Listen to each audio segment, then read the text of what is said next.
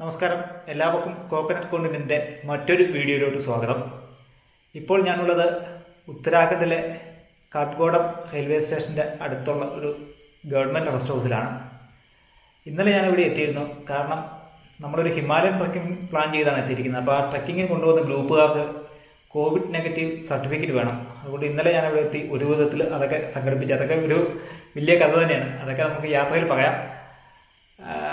നമുക്ക് റെയിൽവേ സ്റ്റേഷൻ്റെ അടുത്തോട്ട് ചെല്ലണം. അപ്പം ഞാനിവിടെ ഉള്ളത് ഈ റെസ്റ്റ് ഹൗസ് ഏതാണ്ട് റെയിൽവേ സ്റ്റേഷനിൽ നിന്ന് ഒരു 3/4 കിലോമീറ്ററോളം ദൂരെയാണ്. അപ്പോൾ ഇവിടുന്ന് ഇറങ്ങി റെസ്റ്റ് ഹൗസിൻ്റെ റെയിൽവേ സ്റ്റേഷൻ്റെ അവിടെ നമ്മളെ 7 മണിക്ക് പിക്ക് ചെയ്യുമെന്നാണ് പറഞ്ഞിരിക്കുന്നത്. അപ്പോൾ കൂടുതൽ വിശേഷങ്ങൾ പോകുന്ന വഴിക്ക് പറയാം. ഇന്നലത്തെ കാര്യമൊന്നും പറയണ്ട, ഫുള്ള് കോമഡി ആയിരുന്നു. നമ്മളിപ്പോൾ ഈ കാത്തഗോഡം റെയിൽവേ സ്റ്റേഷൻ്റെ മുന്നിലാണ് വന്നിരിക്കുന്നത്. അപ്പം നമ്മൾ യൂത്ത് ഹോസ്റ്റൽ അസോസിയേഷൻ്റെ കൂടിയാണ് ട്രക്ക് ചെയ്യുന്നത്. അപ്പോൾ അവർ COVID-19 നെഗറ്റീവ് സർട്ടിഫിക്കറ്റ് വേണമെന്ന് പറഞ്ഞിരുന്നത്. ഈ കാത്തഗോഡത്ത് വന്നപ്പോൾ അത് ഇവിടെ ഇല്ല. പിന്നെ ഇവിടുന്ന് അടുത്ത് ഹൽദ്വാനി എന്ന് പറഞ്ഞാൽ ഒരു ടിൻ സിറ്റി എന്ന് പറയാം, അവിടെ ഉണ്ടെന്ന് പറഞ്ഞു. അവിടെ ഞാൻ ഗൂഗിളിലൊക്കെ നോക്കിയപ്പോഴത്തേക്കും ചില പ്രൈവറ്റ് ലാബുകാരൊക്കെ എടുത്ത് കൊടുക്കുന്നുണ്ട്. അവിടെ ചെന്ന് കഴിഞ്ഞപ്പോഴത്തേക്കും അവർ പറഞ്ഞ 3 ദിവസമൊക്കെ സമയം എടുക്കുമെന്ന് പറഞ്ഞു. പിന്നെ തിരക്കിയപ്പോഴാണ് പറഞ്ഞത് ഗവൺമെൻറ് ചെന്ന് കഴിഞ്ഞാൽ ആൻറ്റിജൻ ടെസ്റ്റ് അപ്പം തന്നെ എടുത്തു തരുമെന്ന്. അപ്പോൾ ഗവൺമെൻറ് ആശുപത്രി ചെന്ന് അവിടെ നല്ല പെരുമാറ്റമൊക്കെ ആയിരുന്നു. 25 രൂപയാണ് ചീട്ടിനുള്ളത്. Computer generated ചീട്ടൊക്കെയാണ്. അപ്പോൾ അതുമായിട്ട് ആദ്യം എനിക്കറിയത്തില്ലായിരുന്നു. ആദ്യം നമ്മൾ RT-PCR ടെസ്റ്റിനാണ് പോയി നിന്നത്. അത് നിന്ന് കഴിഞ്ഞിട്ട് റിസൾട്ടിൻ്റെ എപ്പോൾ കിട്ടുമെന്ന് ചോദിച്ചപ്പോൾ പറഞ്ഞു 3 ദിവസം കഴിഞ്ഞിട്ടേ കിട്ടുള്ളൂ എന്ന് പറഞ്ഞാൽ. അന്നപ്പോൾ ഞാൻ ചോദിച്ചു ആൻറ്റിജൻ ടെസ്റ്റ് എവിടെയാണെന്ന് ചോദിച്ചു. അപ്പുറത്താന്ന് പറഞ്ഞു. അവിടെ ചെന്ന് കഴിഞ്ഞപ്പോഴത്തേക്കും ഉച്ച കഴിഞ്ഞ്. അപ്പോൾ അവിടുത്തെ ഇത് കഴിഞ്ഞ്. അപ്പോൾ ഞാൻ ഇങ്ങനെ കാര്യം പറഞ്ഞു, എനിക്ക് നാളെ ട്രക്കിങ്ങിന് പോകാനുള്ളതാണ്, അപ്പോൾ അതിനുള്ള എന്തെങ്കിലും സഹായം ചെയ്തു തന്നെ എന്ന് പറഞ്ഞു. അപ്പോൾ അവർ പറഞ്ഞ് അവിടെ ഒരു മിനി സ്റ്റേഡിയം ഉണ്ട്, അങ്ങോട്ട് ചെല്ലാൻ പറഞ്ഞു. അവിടെ ചെന്ന് കഴിഞ്ഞപ്പോഴത്തേക്കും അവിടുന്ന് ഫ്രീ ആയിട്ട് ആൻറ്റിജൻ ടെസ്റ്റ് നടത്തി. അത് മാത്രമല്ല അവിടെ ഒരു നമ്മുടെ നാട്ടിലെ കൂട്ട് ഈ Covid first line treatment centre ആയിരുന്നു. നല്ല വൃത്തിയുള്ള കിടക്കയൊക്കെയായിട്ട് നല്ല ഒന്നാന്തരം പരിപാടിയായിരുന്നു കേട്ടോ. അത് ഫ്രീ ആണ്. നല്ല ക്വാളിറ്റിയുള്ള നല്ല പെരുമാറ്റം എല്ലാമായിട്ട് നല്ല ഇൻട്രസ്റ്റിംഗ് ആയിട്ടുള്ള ഒന്ന് തന്നെയായിരുന്നു. അങ്ങനെ പറഞ്ഞ് നിൽക്കുന്നവരിൽ നമുക്കുള്ള വണ്ടി വന്നിട്ടുണ്ട്. ഇപ്പോൾ 6:30 ആയതുള്ളൂ, 7 മണിക്കാണ് പോകുന്നത്. ഇനിയും കുറേ പേരും കൂടെ ഒക്കെ വരാറുണ്ട്.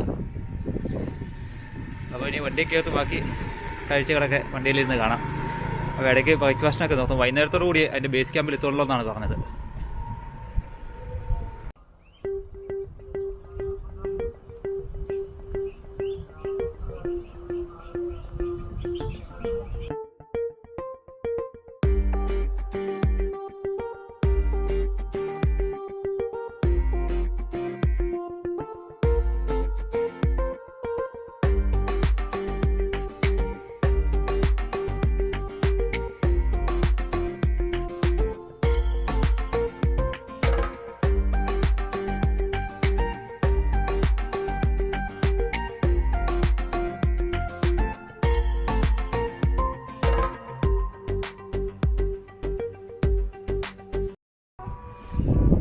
10 മണിക്കൂർ യാത്രയുണ്ടെന്നാണ് പറഞ്ഞത്. അപ്പോൾ വൈകുന്നേരം ആവും ചെല്ലുമ്പോഴത്തേക്കും.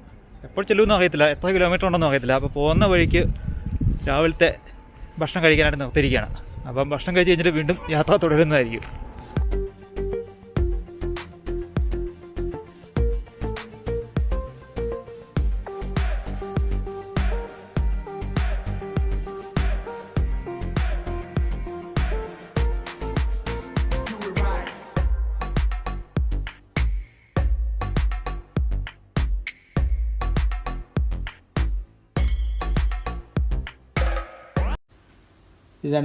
ആണ്ടിൽ ഉത്തർപ്രദേശിൽ നിന്ന് വിഭജിച്ച് രൂപം കൊണ്ട സംസ്ഥാനമാണ് ഉത്തരാഖണ്ഡ്. 2 അന്താരാഷ്ട്ര അതിർത്തികളുണ്ട് ഉത്തരാഖണ്ഡിന്. ഒന്ന് ചൈന എന്ന് പറയുമ്പോഴത്തേക്കും ടിബറ്റിൻ്റെ ഭാഗമാണ്.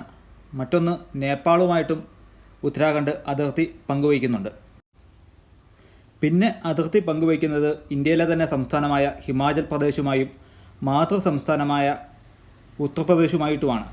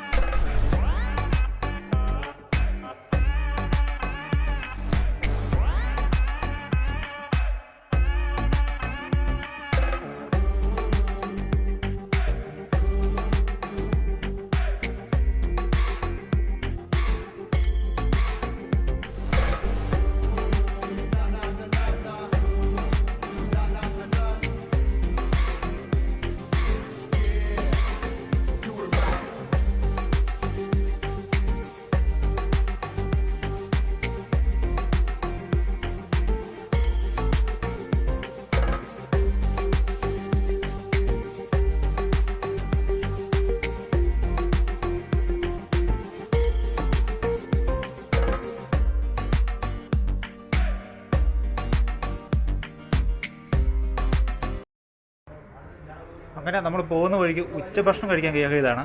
നല്ല അടിപൊളി ഒരു സ്ഥലമാണ്. പുറകിൽ വലിയൊരു മഞ്ഞുമലയുടെ കാഴ്ചയുണ്ട്. ക്യാമറയിൽ ഇന്ന് മാത്രം കിട്ടുമെന്നറിയില്ല, എങ്കിലും നല്ല വെടിക്കെട്ട് സ്ഥലമാണ്. ഇവിടെ ഇരുന്ന് ഈ മഞ്ഞുമലയൊക്കെ കണ്ട് നല്ല ആസ്വാദ്യകരമായിട്ട് ഭക്ഷണം കഴിക്കാമെന്ന് വിചാരിക്കുകയാണ്. ഏതായാലും ഭക്ഷണം കഴിച്ച് കഴിഞ്ഞിട്ട് ബാക്കിയുള്ള കാഴ്ചകൾ വണ്ടിയിലുള്ള യാത്രയിൽ കാണാം.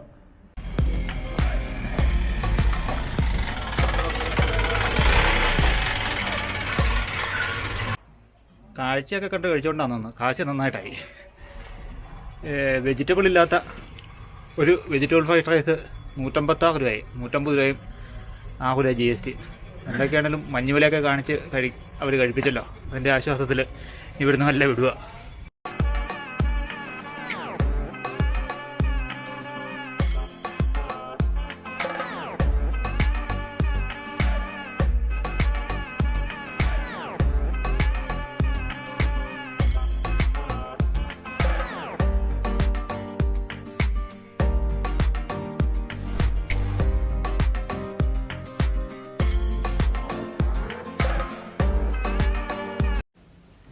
ഉത്തരാഖണ്ഡിൽ പ്രധാനമായിട്ടും 2 റീജിയനുകളാണുള്ളത്. ഒന്ന് ഗർവാൾ റീജിയനും മറ്റൊന്ന് കൊമവോൺ റീജിയനുമാണ്.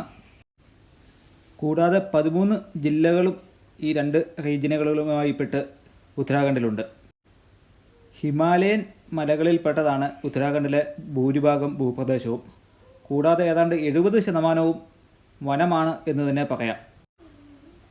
എനിക്ക് തോന്നുന്നത് അത്യാവശ്യം ഉത്തരാഖണ്ഡിലെ ഉയരമുള്ള മലനിരകളൊക്കെ ഈ ഗർവാൾ റീജിയനിലാണ് ഉൾപ്പെടുന്നത് എന്നാണ്. നമുക്ക് ഇപ്പോൾ തന്നെ ദൂരെ നോക്കിയാൽ ഉയർന്നു നിൽക്കുന്ന മഞ്ഞ് മലകളുടെ അഗ്രങ്ങൾ നന്നായി തന്നെ കാണാൻ പറ്റുന്നതാണ്.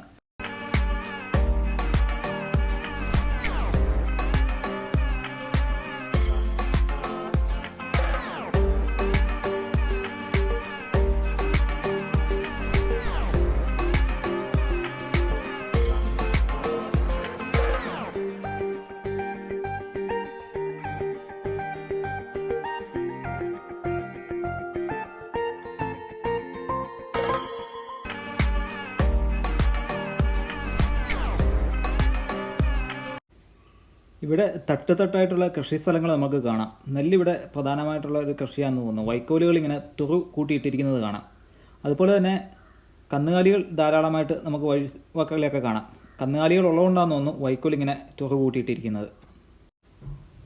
നമ്മളിപ്പോൾ പോയിക്കൊണ്ടിരിക്കുന്നത് ഈ ഗർവാൾ റീജിയനിൽ കൂടിയാണ്. നമ്മൾ ചമോലി ഡിസ്ട്രിക്റ്റിലോട്ടാണ് പോകുന്നത്. അപ്പോൾ ഇവിടെയൊക്കെ കേരളത്തിലെ ഹൈ റേഞ്ച് പോലെയുള്ള സ്ഥലങ്ങളാണ്. അതിനേക്കാളും ദുഷ്കരമെന്ന് പറയാം. നമ്മളിങ്ങോട്ട് പോകുന്ന പല വഴിക്കെല്ലാം കണ്ടത് എന്താ പറയുക, ഈ തട്ടുതട്ടായിട്ടുള്ള കൃഷി സ്ഥലങ്ങളും അതിനോടനുബന്ധിച്ച് കുറേ വീടുകളും കാണാം. പിന്നെ അവിടെ നിന്ന് മാറിക്കഴിഞ്ഞാൽ പിന്നെ നമുക്ക് വീടുകളോ ഒന്നും കാണാൻ പറ്റത്തില്ല. വനം പോലെയുള്ള സ്ഥലത്തൂടെ പോകും. വീണ്ടും കുറച്ച് കഴിയുമ്പോൾ ചെറിയ ഒരു ഗ്രാമം പോലെ കാണാം. അങ്ങനെയാണ് ഇവിടുത്തെ ഒരു എന്താ പറയുക, ആൾക്കാരുടെ താമസ സ്ഥലവും കൃഷി സ്ഥലവും മറ്റുമൊക്കെ സ്ഥിതി ചെയ്യുന്നത്.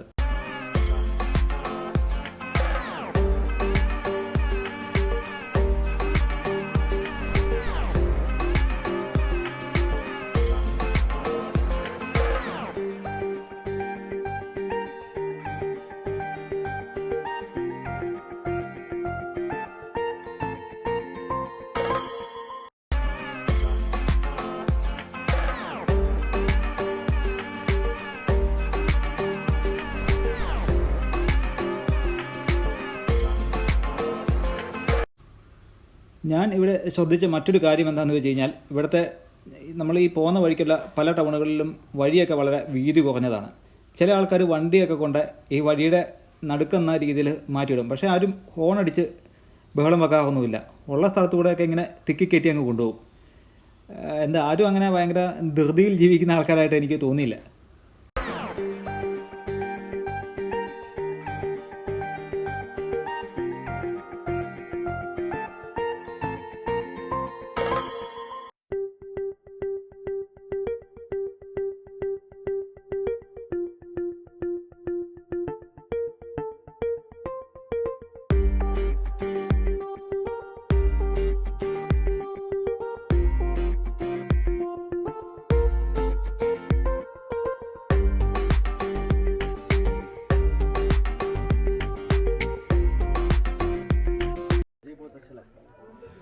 അങ്ങനെ നമ്മൾ വളരെ ദുഷ്കരമായ യാത്രയ്ക്ക് ശേഷം ഏതാണ്ട് 6 മണിയായി 12 മണിക്കൂറുള്ള യാത്രയ്ക്ക് ശേഷം ഇവിടെ ഒരു സ്ഥലത്ത് എത്തിയിരിക്കുകയാണ്.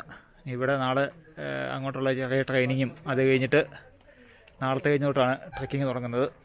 വളരെ ദുഷ്കരമായിട്ടുള്ള യാത്രയായിരുന്നു. ഒന്നാമത് ഈ ബൊലോറോ പ്ലസ് എന്ന് പറഞ്ഞ വണ്ടിയായിരുന്നു. അപ്പോൾ അതിൻ്റെ പുറകിലിരുന്ന പലരും ഛർദ്ദിച്ച് വശം കെട്ട്.